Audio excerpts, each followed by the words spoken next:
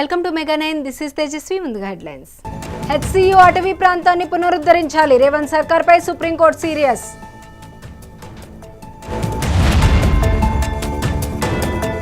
ఉగ్రదాడి జరిగితే act of war గా పరిగణిస్తాం. పహల్గాం దాడికి ప్రతీకారం తీర్చుకున్నామన్న రాజ్నాథ్. వల్లభనేని వంశీకి తీవ్ర అస్వస్థత. జైలు నుంచి హుటాహుటిన ఆసుపత్రికి తరలింపు.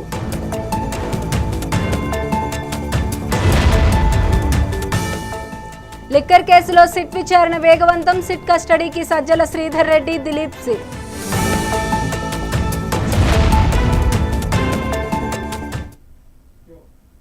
ఇక డీటెయిల్స్లోకి వెళ్తే పహల్గాం ఉగ్రదాడికి బదులు తీర్చుకున్నామని, ఆపరేషన్ సింధూర్ పట్ల ప్రజలు హర్షం వ్యక్తం చేశారని రక్షణ మంత్రి రాజ్నాథ్ సింగ్ అన్నారు. పాక్ ఊహించని రీతిలో దాడులు చేశామని తెలిపారు. ఉగ్ర శిబిరాలు ఎక్కడున్నా ధ్వంసం చేస్తామన్నారు రాజ్నాథ్. ఉగ్రదాడి జరిగితే యాక్ట్ ఆఫ్ వార్ గా పరిగణిస్తామని హెచ్చరించారు. सबसे पहले आतंकवाद और आतंकवादियों से लड़ते हुए हमारे जिन बहादुर जवानों ने अपनी शहादत दी है, उनकी शहादत को मैं नमन करता हूं, उनकी मैं स्मृति को नमन करता हूं। और साथ ही पहलगाम में जो निर्दोष नागरिक आतंकवादियों के द्वारा मारे गए हैं, उनकी भी स्मृति को मैं नमन करता हूं। मैं हमारे घायल सैनिकों के साहस को भी नमन करता हूं और ईश्वर से यह प्रार्थना करता हूं कि वह जल्द से जल्द स्वस्थ हो जाएं। मेरे दोस्तों, इन विषम परिस्थिति में आप सबके बीच आज आकर मैं स्वयं को बहुत ही गौरवान्वित महसूस कर रहा हूं। हमारे प्रधानमंत्री माननीय नरेंद्र मोदी जी के कुशल नेतृत्व और मार्गदर्शन में ऑपरेशन सिंदूर के दौरान आपने जो कुछ भी किया है, उस पर पूरे देश को गर्व की अनुभूति हो रही है। सबसे భారత మహిళా సైనిక అధికారుల కులంపై ప్రశ్నలు లేవనెత్తడం విచారకరమని బీజేపీ ఏపీ అధ్యక్షురాలు పురంధేశ్వరి అన్నారు. కపిల్ సిబల్ చరిత్రను మర్చిపోయారని ఎద్దేవా చేశారు. Rafale S-400 make in India గురించి తెలిసి మాట్లాడాలని సూచించారు.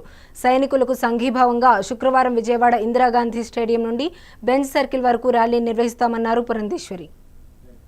నిర్వహిస్తున్నటువంటి ఈ సమావేశం భారతీయ జనతా పార్టీ అహల్యాబాయి హోల్కర్ గారి 300వ జయంతి మే 31వ తేదీన జరగనున్నటువంటి సందర్భంలో వారి ప్రస్థానాన్ని గుర్తు చేసుకుంటూ వారు ఏ విధంగా సంక్షేమం కావచ్చు, సామాజిక న్యాయం కావచ్చు, లేకపోతే సమసమాజ స్థాపనకి వారి జీవితాన్ని అంకితం చేసినటువంటి సందర్భంలో భారతీయ జనతా పార్టీ కూడా అదే దిశగా వెళ్తున్నటువంటి నేపథ్యంలో ఒక్కసారి వారిని గుర్తు చేసుకుని వారి జీవితాన్ని సెలబ్రేట్ చేస్తూ రాష్ట్ర వ్యాప్తంగా మాత్రమే కాకుండా దేశవ్యాప్తంగా కూడా వారి గురించి తెలియజేయాలి అనేటువంటి ఆలోచనతోటి కేంద్ర నాయకత్వం భారతీయ జనతా పార్టీకి సంబంధించి దేశవ్యాప్తంగా 2000 కార్యక్రమాలు చేయాలి అని చెప్పి నిర్ణయం చేయడం జరిగింది. చాలా వరకు కూడా మన భారత చరిత్ర కనుక మనం చూసుకున్నట్లయితే మన ఇతిహాసం ఏదైతే ఉందో పాశ్చాత్యులు రాశారు. మన చరిత్రని భారతీయులు రాశారు అని చెప్పడానికి చాలా కొద్దిపాటి రుజువు మాత్రమే మన దగ్గర ఉన్నది. అంటే ఇంచుమించుగా మనం కనుక హిస్టరీని చూసినట్లయితే, మన హిస్టరీ బుక్స్ని కనుక చూసినట్లయితే అవన్నీ కూడా పాశ్చాత్యులు మనకి ఇచ్చినటువంటి సమాచారమే మన పాఠ్య పుస్తకాల్లో ఇవాళ ఉన్నటువంటి సందర్భం. హెచ్సియు కంచె గచ్చిబౌలి భూముల విషయంలో తెలంగాణ ప్రభుత్వంపై supreme court chief justice BR Gavai serious అయ్యారు. అటవీ ప్రాంతం పునరుద్ధరించకపోతే చీఫ్ సెక్రటరీ అధికారులను జైలుకు పంపిస్తామని సుప్రీంకోర్టు హెచ్చరించింది. కంచె గచ్చిబౌలి భూములపై విచారణ సందర్భంగా సీజేఐ కీలక వ్యాఖ్యలు చేశారు. అన్నీ సక్రమంగా ఉంటే సెలవులున్న సమయంలో ఎందుకు పని ప్రారంభించారు? సోమవారం చేసుకోవచ్చు కదా అని ప్రశ్నించారు. వేల చెట్లు అక్రమంగా కొట్టేశారు. అవన్నీ త్వరగా పునరుద్ధరణ చేయాలని సూచించారు. ఇష్టానుసారంగా డజన్ల కొద్దీ బుల్డోజర్లు పెట్టి చెట్లను తొలగిస్తారా అంటూ మండిపడ్డారు. ఇదంతా ముందస్తు పథకం ప్రకారమే చేసినట్లు కనిపిస్తుందన్నారు. తదుపరి విచారణను జూలై 23వ తేదీకి వాయిదా వేశారు. తమిళ నటుడు సంతానం నటించిన డీడీ నెక్స్ట్ లెవెల్ చిత్రంలోని శ్రీనివాస గోవింద పాటను హిందువులు, శ్రీవారి భక్తులు తీవ్రంగా వ్యతిరేకిస్తున్నారు. ఇందులో భాగంగా తిరుపతిలో హిందూ సంఘాల ఆధ్వర్యంలో ఆ పాటను తొలగించాలని డిమాండ్ చేస్తున్నారని ఆందోళన చేపట్టారు. ఆందోళనకారులతో మా ప్రతినిధి Narayana Reddy face to face. కోట్లాది మంది భక్తులు గోవిందనామ స్మరణలు కానీ అలాగే శ్రీవారిని గారు ఆరాధిస్తుంటారు. అలాగే ఆ శ్రీ గోవిందనామ స్మరణలను స్మరిస్తుంటారు. అలాంటి గోవిందనామ స్మరణలను అవహేళనగా చేస్తూ ఒక తమిళ చిత్ర పరిశ్రమలో డీడీ నెక్స్ట్ లెవెల్ చిత్రంలో ఆ యొక్క పాటను అవహేళనగా చేస్తూ చిత్రీకరించడం, ర్యాప్ సాంగ్గా కూడా చిత్రీకరించడం పట్ల అటు హిందూ సంఘాలు పెద్ద ఎత్తున ఆందోళన చేపడుతోంది. దీనిపైన పెద్ద ఎత్తున నిరసనలు కూడా వెల్లువెత్తున్నాయి. దీనిలో భాగంగానే తిరుపతిలోని 4 గల మండపం వద్ద హిందూ సంఘాలు కూడా ఈ యొక్క డీడీ నెక్స్ట్ లెవెల్ సినిమాను కూడా బ్యాన్ చేయాలని చెప్పి కూడా పెద్ద ఎత్తున నిరసనకు దిగారు. ప్రస్తుతం మనం వారితో ఉన్నాం, వారిని అడిగి తెలుసుకుంటాం. సార్ చెప్పండి, ఈ యొక్క డీడీ నెక్స్ట్ లెవెల్ చిత్రంలో అంటే శ్రీనివాస గోవింద్ అనే పాటను అవహేళన చేస్తూ చిత్రీకరించారు. దీనిపైన పెద్ద ఎత్తున కూడా ఆందోళన వెల్లువెత్తున్నాయి. ఈ యొక్క సినిమాను రద్దు చేయాలని కూడా పెద్ద ఎత్తున కూడా నిరసన వెలువెత్తున్నాయి. దీనిపైన మీ కామెంట్? ఖచ్చితంగా దీన్ని సినిమాని రద్దు చేయడమే కాదు, సినిమా యంత్రాంగాన్ని మొత్తాన్ని అరెస్టు కూడా చేయాలి. వాళ్ళు బహిరంగ క్షమాపణ చెప్పాలి ప్రపంచంలోని ప్రతి ఒక్కరికి. ఈ తమిళనాడు సినిమా ఇండస్ట్రీ ఎంత దరిద్రంగా తయారైందంటే హిందువులు అవహేళన చేస్తూనే వాళ్ళు సినిమాలు తీయడం చాలా బాధాకరం. గతంలో కూడా ఎన్నో సినిమాలు తీశారు. వాళ్ళ రాజకీయ నాయకులు అయితే ఇంకా అవమానంగా మాట్లాడారు హిందువుల్ని. స్టాలిన్, నీకు హెచ్చరిస్తున్నా, కలియుగ దైవంతో పెట్టుకున్నావు నువ్వు. ఈ కలియుగ దైవంతో పెట్టుకున్న వాళ్ళు పుట్టగతులు లేకుండా పోయారు. నువ్వు నీ కుటుంబం పుట్టగతులు లేకుండా పోతారు, నీచమైన చావు చేస్తామని ఒక హిందువు వేదనతో నేను నిన్ను హెచ్చరిస్తున్నా. ఈ రోజున ఈ తమిళనాడులో గుడ్డి వాళ్ళని, అంధులు, మన చెవిటి వాళ్ళని ఏమన్నా మీరు సెన్సార్ బోర్డులో పెట్టారా? ఖచ్చితంగా మత సామరస్యం అనేది పాటించాలి. ఏదైనా అశ్లీలమైనటువంటి చిత్రాలు ఉన్నా కానీ, సన్నివేశాలు ఉన్నా కానీ తొలగించడం కోసమని ఈ సెన్సార్ బోర్డు పెడితే, ఈ సెన్సార్ బోర్డు కేవలం హిందువులను తిడుతూ ఉంటే దానికి వాళ్ళు ఫ్రీగా ఇచ్చేయడం. మిగతా మతాల జోలికి మీరు ఎందుకు వెళ్ళరు? మీకు గుండెకాయలు లేవా? మీరు మనుషులు కాదా? మీరు మనుషులకు పుట్టలేదా?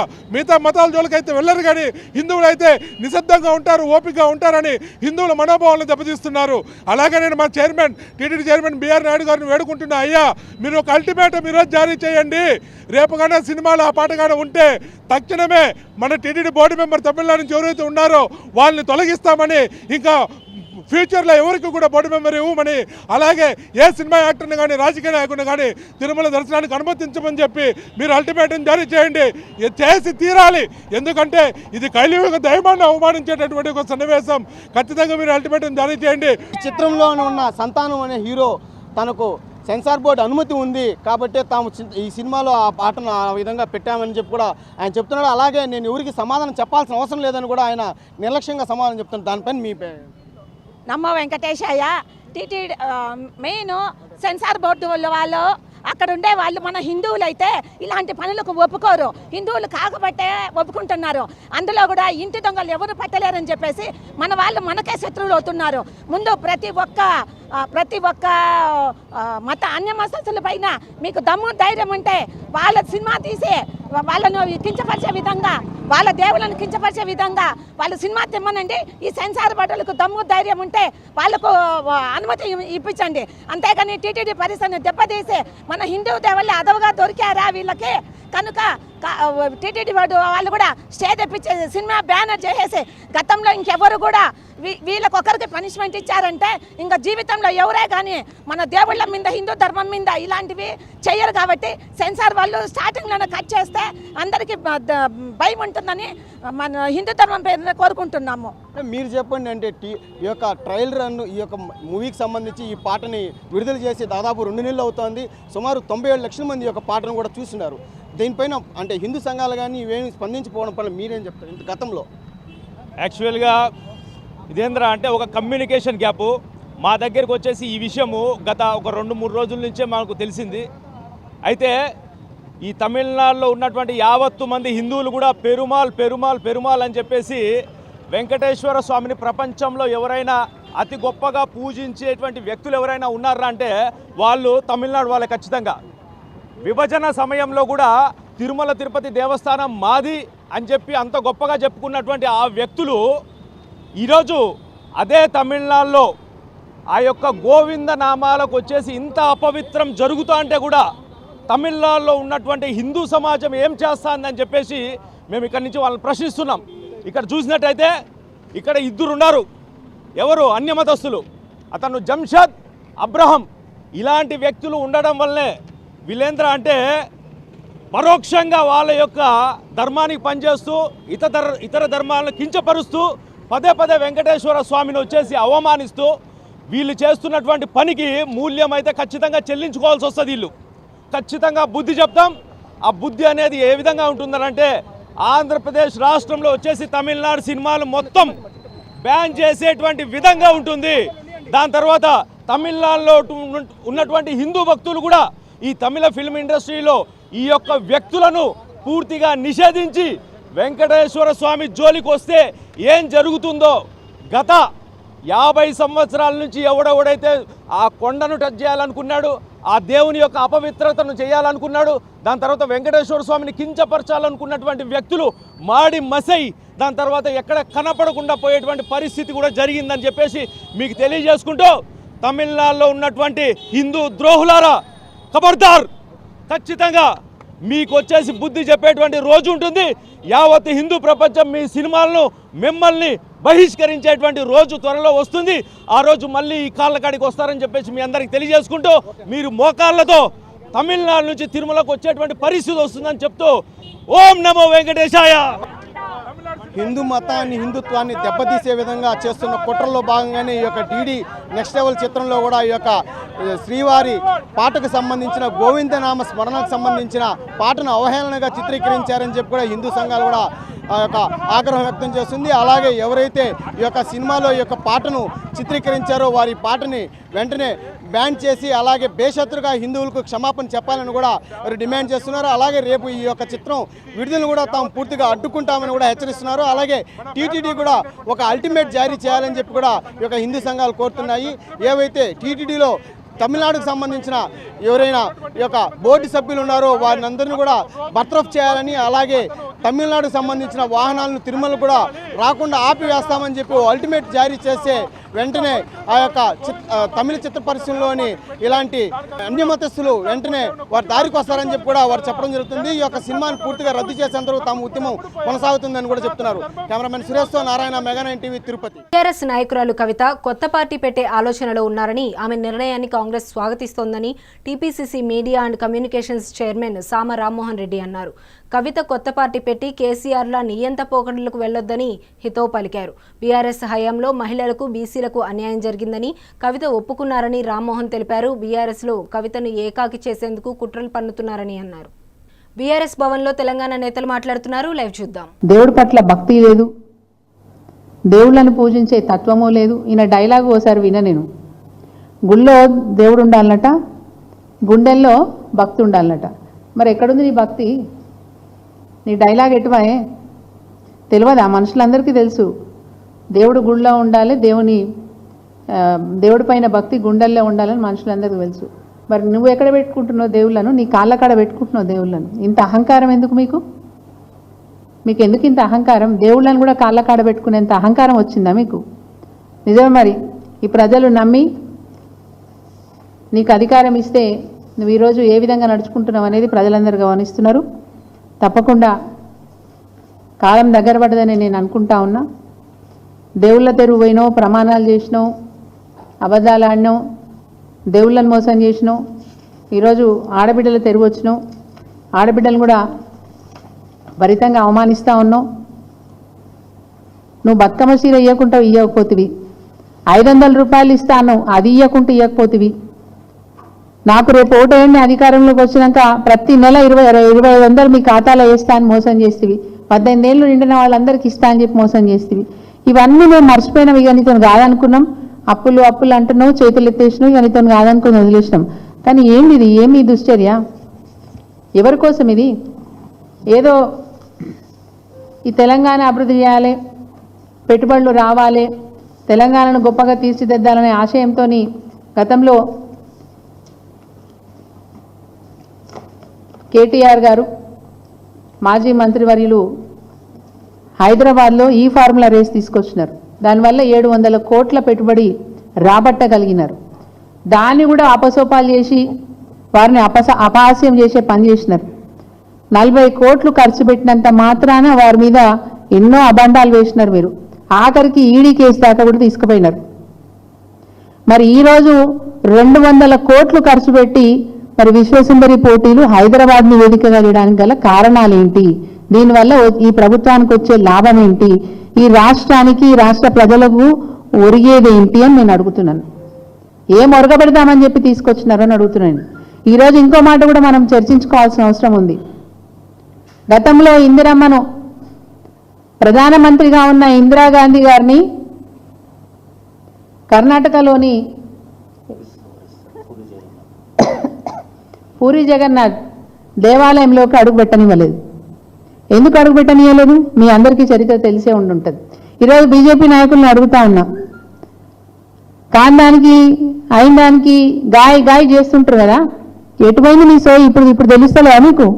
ప్రపంచం నుంచి ఎక్కడెక్కడి నుంచో వేరే దేశాల నుంచి వచ్చి మన దేవాలయాల్లో వాళ్ళు అడుగు పెడతా ఉంటే ఈరోజు ఎందుకు మీరు మాట్లాడతలేరని బీజేపీ నాయకులను అడుగుతా ఉన్నాను. స్వయంగా ఈ దేశపు ప్రధానమంత్రి స్వర్గీయులు ఇందిరాగాంధీ గారు గురువాయూర్ టెంపుల్కి వెళ్తే వారిని అడ్డుకున్నారు. ఎందుకు అడ్డుకున్నారు? వారు నార్త్ ఇండియన్ బ్రాహ్మణ్ అయినప్పటికీ కూడా ఒక ముస్లిం మతస్థుని పెళ్లి చేసుకున్నారనే ఉద్దేశంతో మీరు మా మతానికి సంబంధించిన వాళ్ళు కాదని చెప్పి రానియలేదు. అంతెందుకు, నేషనల్ అవార్డ్స్, ఫిలింఫేర్ అవార్డ్స్ తీసుకున్న యేసుదాస్ గారు, నిత్యం భక్తి గీతాలు వాడే యేసుదాస్ గారు స్వయంగా వారు శబరిమలకి ప్రతి సంవత్సరం కూడా మరి మాలధారణ చేసి అక్కడికి వెళ్తుంటారు. వారిని కూడా గురువాయూర్ టెంపుల్కి అనుమతి ఇవ్వలే, అందులోకి ప్రవేశానికి అనుమతి ఇవ్వలే. మరి ఎటుపోయింది బీజేపీ నాయకుల సోయి అని అడుగుతున్నాను. మీరు ఎందుకు స్పందిస్తలేరని అడుగుతా ఉన్నాను. ఈరోజు మన సాంప్రదాయాల్ని పక్కకు పెట్టి మన పండుగల్ని అవమానిస్తూ, మన సాంప్రదాయాలను అవమానిస్తూ, మన మహిళల్ని అగౌరవపరుస్తూ, ఎక్కడి నుంచో వచ్చిన వాళ్ళ కాళ్ళ మీద బయటట్టు చేస్తున్న మన తెలంగాణ ఆత్మగౌరవాన్ని కాపాడుకోవాలంటే ఎందుకు బీజేపీ పార్టీ నాయకులు మాట్లాడతలేరని నేను అడుగుతున్నాను. రేవంత్ రెడ్డి గారి దుశ్చర్య మీద ఈరోజు దేవతల్ని కాళ్ళ కాడ పెట్టుకున్న రేవంత్ రెడ్డి గారి మీద మీరు ఎందుకు కామెంట్ చేస్తారని అడుగుతా ఉన్నాను. అయిన దానికి కాందానికి గాయం లేస్తారు కదా. ఇక్కడ మన హైదరాబాద్లో చెరువులో ఉంటారు, వారి పేరేంది, రాజాసింగ్, బీజేపీ నాయకుడు. ఎందుకు ఏమైంది? మీకు ఏమైనా చాక్లెట్లు పంచిపెట్టిరా? నోట్లలో చాక్లెట్లు ఉన్నాయా? బెల్లం ఉందా? ఎందుకు మాట బెదులుతలేదు మీకు బీజేపీ నాయకులారా? మాట్లాడండి. ఇట్లాంటి విషయాలే కదా మనం మాట్లాడాల్సింది. జై శ్రీరామ్ కాదు, జై శ్రీరామ్తో పాటు మన దేవతల్ని, మన సాంప్రదాయాల్ని, మన పండుగల్ని కాపాడుకోవాల్సిన బాధ్యత మన మీదనే ఉంది. జై శ్రీరామ్ అన్నోళ్ళే దేశ పౌరులు, మిగతా వాళ్ళంతా కాదు అని మాట్లాడే మీరు ఈరోజు ఈ అగౌరవాన్ని మీరు ఎట్లా సహిస్తున్నారని అడుగుతా ఉన్నాను. ఎందుకు స్పందిస్తలేరు బీజేపీ నాయకులని అడుగుతా ఉన్నాను. మీకు వాళ్ళకి ఏం అండర్స్టాండింగ్ ఉందని నేను అడుగుతా ఉన్నాను. దీన్ని ఖండిస్తూ ఉన్నాం, తీవ్రంగా ఖండిస్తూ ఉన్నాం. ఇంకొక విషయాన్ని కూడా మీ దృష్టికి తీసుకురాదలుచుకున్నాను. మెప్మా సంస్థ ద్వారా స్ట్రీట్ వెండర్స్, అంటే పట్టణాలలో, మున్సిపాలిటీలలో ఎక్కడైనా సరే స్ట్రీట్ వెండర్స్ ఉంటారు. అంటే రోడ్ల మీద బండ్లు పెట్టుకోనో లేకపోతే చిన్న చిన్న డబ్బాలు వేసుకొనో బతుకుదెరువు కొనసాగిస్తున్న వాళ్ళకి మెప్మా ద్వారా వాళ్ళకి ఆర్థిక సాయం, అంటే ఆర్థికంగా సాయం చేసే పరిస్థితి కూడా ప్రభుత్వంలో ఉంది. అట్లాంటి వ్యవస్థ ఉంది. మెప్మా ద్వారా మొదలు ఒక 10,000 అప్పుగా ఇచ్చి వాళ్ళు సక్రమంగా 0 వడ్డీ సక్రమంగా వాళ్ళు దాన్ని చెల్లిస్తే మళ్ళీ 20,000, మళ్ళీ 40,000, ఈ విధంగా వాళ్ళ ఉపాధి అవకాశాలను మెరుగుపరచుకోవడానికి మెప్మా ద్వారా వాళ్ళకు ఆర్థిక సాయం అందించే ఒక మంచి వెసులుబాటు మన దగ్గర ఉంది. అట్లాంటి ఆర్థిక సాయం చేసేది పోయి వాళ్ళ బతుకును భారం చేస్తూ వాళ్ళ బతుకు మీద బండను. ఇవి ఇప్పటివరకు ఉన్న అప్డేట్స్. మరిన్ని అప్డేట్స్ కోసం చూస్తూనే ఉండండి మెగా 9.